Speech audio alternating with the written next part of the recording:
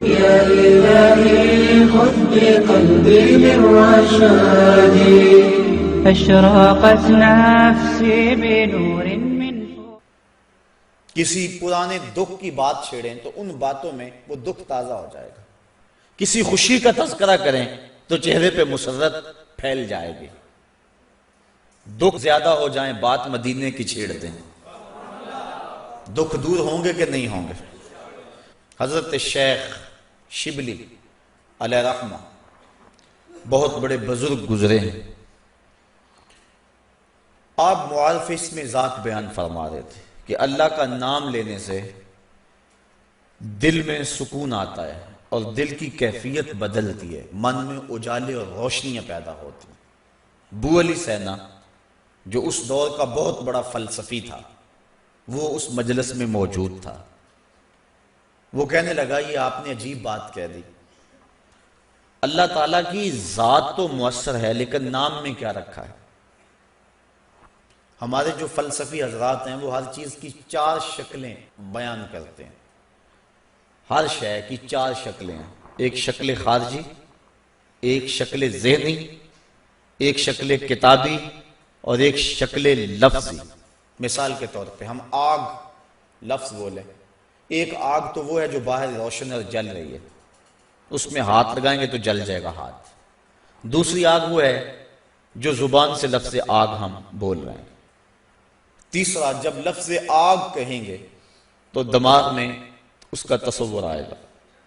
اور چوتھا کاغذ کے اوپر آگ چھاپ دیں، اس کی تصویر بنا دیں تو یہ شکل کتابی ہوگی. اس میں اصل شکل جو ہے وہ اس کی شکل خارجی ہے. اس طرح وہ فلسفی حضرات کہتے ہیں کہ ہر شے کی 4 شکلیں ہیں. حقیقی شکل شکل خارجی ہی ہوتی ہے. آگ کہنے سے ہونٹ نہیں جلیں گے. کاغذ پہ آگ کی تصویر چھاپ دیں تو اس سے کاغذ جل نہیں جائے گا.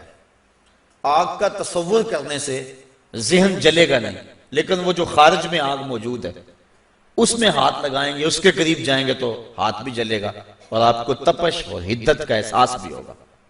تو وہ خارجی جو اس کی صورت ہے وہی اس کی صورت اصلی ہے، باقی اعتباری صورت ہے. تو وہ کہتے ہیں اللہ کی ذات تو مؤثر ہے لیکن نام کہنے سے، نام لینے سے کیا ہوگا؟ تو حضرت شیخ شبلی علیہ رحمہ نے بو علی سینا کو سمجھایا کہ نہیں میاں، نام میں بھی اثر ہوتا ہے، نام میں بھی تاثیر ہوتی ہے. وہ کہنے لگا نہیں، مؤثر تو صرف صورت خارجی ہوتی ہے، لہٰذا میں اس بات کو تسلیم کرنے کو تیار نہیں ہوں.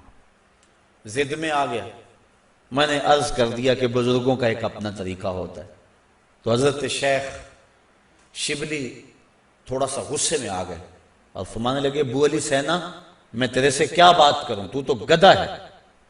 اس کے سرخیاں آ گئی چہرے پہ، غصے سے لال پیلا ہو گیا. مجھے گدھا کہا بڑی مجلس میں، اتنا بڑا فلسفے کا امام، زمانہ میرے نام کا معترف، اتنی کتابیں میں نے لکھی. تو حضرت شیخ شبلی مسکرا پڑے. فرمانے لگے دیکھا نا گدھے کے نام سے تیرے چہرے کا رنگ بدل گیا. تو کہا جب گدھے کے نام میں اتنا اثر ہے کہ تیرے چہرے کا رنگ بدل سکتا ہے تو کیا اللہ کا نام لینے سے دل کا رنگ نہیں بدل سکتا؟ تو اس کا نام لوگے تو دل بدلے گا اور دل قرار پائے گا، دل کو نور نصیب ہوگا، دل کو اجالا ملے گا اس کے بابرکت نام لینے سے. اس لیے جب زبان سے بندہ اللہ اللہ کہتا رہتا ہے تو اس کے اثرات اس کے دل پر مرتب ہوتے ہیں، اور کثرت سے ذکر کرنے والا شخص اس کا دل پر نور ہو جاتا ہے. بلکہ ہم نے تو تصوف کی کتابوں میں پڑھا ہے جب کوئی شخص ایک مرتبہ اللہ کہتا ہے اللہ تعالیٰ اس کی طرف نظر رحمت سے دیکھتا ہے، اور جس کی طرف اللہ تعالیٰ نظر رحمت سے دیکھ لے اس کے 70 گنا جل کے راکھ ہو جاتے ہیں.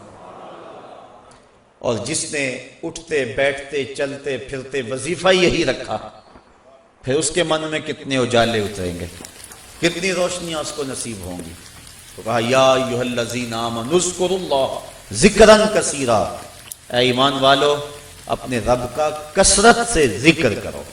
اور میرے اور آپ کے آقا و مولا حضور نبی رحمت صلی اللہ علیہ وآلہ وسلم نے ارشاد فرمایا اللہ کا ذکر اس انداز سے کرو کہ لوگ تمہیں مجنون کہیں. کہیں یہ تو پاگل ہو گیا. بلکہ ایک روایت امام طبرانی نے بیان فرمائی ہے کہ اللہ کا ذکر اس طرح کرو کہ منافق تمہیں تانا دے کہ ریاکاری کر رہے ہو. اس انداز کے ساتھ تم اس کا ذکر کرو. میرے حضور قبلہ عالم فرماتے ہیں اٹھ دی بیندی ٹر دی پھر دی ستے آنتے جاگ دی نام جھپ دی روتے کھپ دی ویخ سر اس راگ دی نام جھپیاں قرب ملدا نام دی کر پوری سام شیشے بچ کستوری جے کر پھر ضرورت کاغ دی. تیرے تو سب کچھ اندر ہی رکھا ہوا ہے, تو ذرا غور تو کر, تفکر تو کر, ذرا اس کو آواز تو دیکھ کے دیکھ.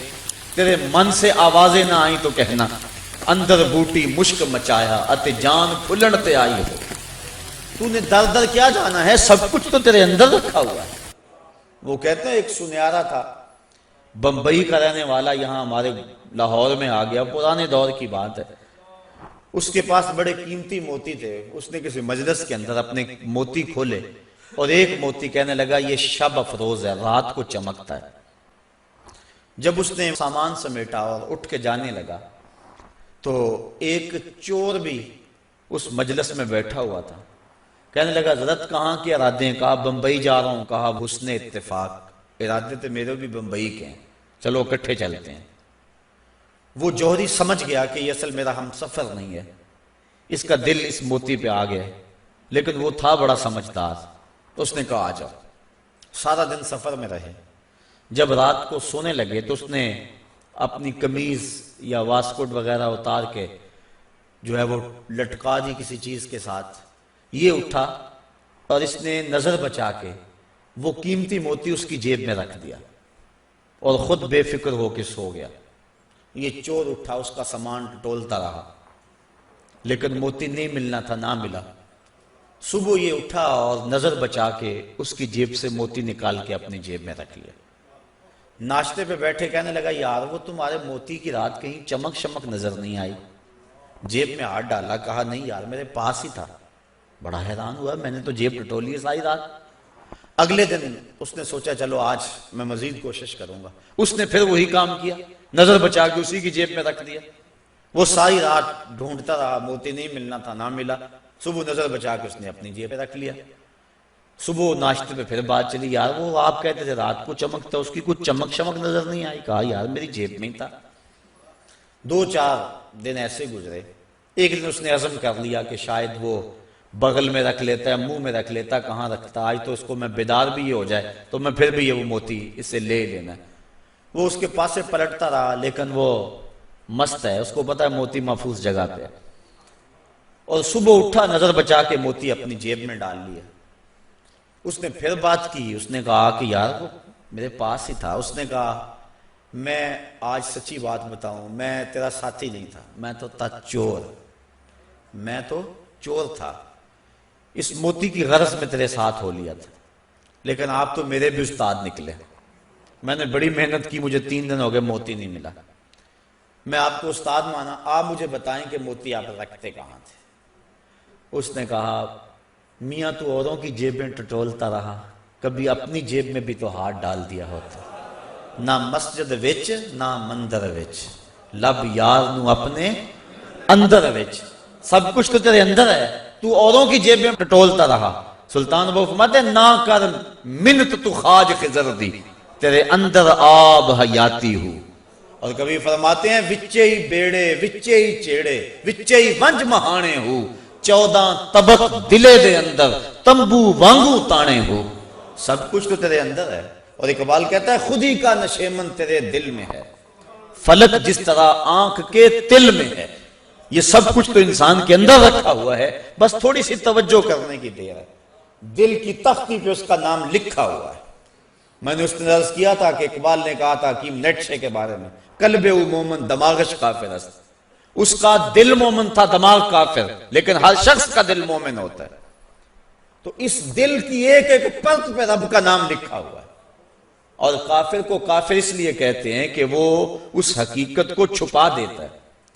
یہ جو کاشتکار زمین کو کھود کر اس کے اندر بیج رکھتا ہے نا, اس کو بھی عربی میں کافر کہتے ہیں. کاشتکار کو, بیج کو چھپانے والا. تو کافر کو کافر اس لیے کہتے ہیں کہ وہ حق کو چھپاتا ہے. تو ہمارے سینے کے اندر ہمارے رب کا نام موجود ہے، اور دل تو ٹھکانہ ہی اس کا ہے، دل تو بنایا ہی اس لیے ہے کہ یہ اللہ کا عرش بنے، اور وہ فرماتا ہے کہ میں زمین و آسمان میں کہیں نہیں سماتا، مجھے ڈھونڈنا ہو تو مومن کے دل میں تلاش کرو۔ دلوں کے اندر اس کے ڈیرے اور اس کے بسیرے ہیں، تو اس کا ذکر کر کے دل جلا پاتا ہے، دل تسکین پاتا ہے، دل میں روشنی ہوتی ہے۔ تو ہمارا مزاج یہ ہونا چاہیے کہ اٹھتے بیٹھتے چلتے پھرتے اس کے ذکر کو ہم حرز جاں بنا لیں۔ جب بندہ ایک مرتبہ کہتا ہے سبحان اللہ، زمین آسمان کے درمیان جتنا فاصلہ ہے سارا نور سے بھر جاتا ہے۔ یہ برکتیں ہیں ذکر کی۔ اس کا نام تو لے، کوئی معمولی نام ہے؟ جب زبان پہ اللہ کہتا ہے 14 طبق روشن ہو جاتے ہیں۔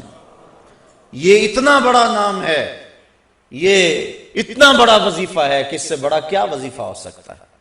اس کا نام، اس کا ذکر، تو فرمایا اللہ کا ذکر اتنی کثرت سے کرو کہ لوگ تمہیں کہیں مجنون ہیں، اور منافق تمہیں ریاکاری کے طعنے دے۔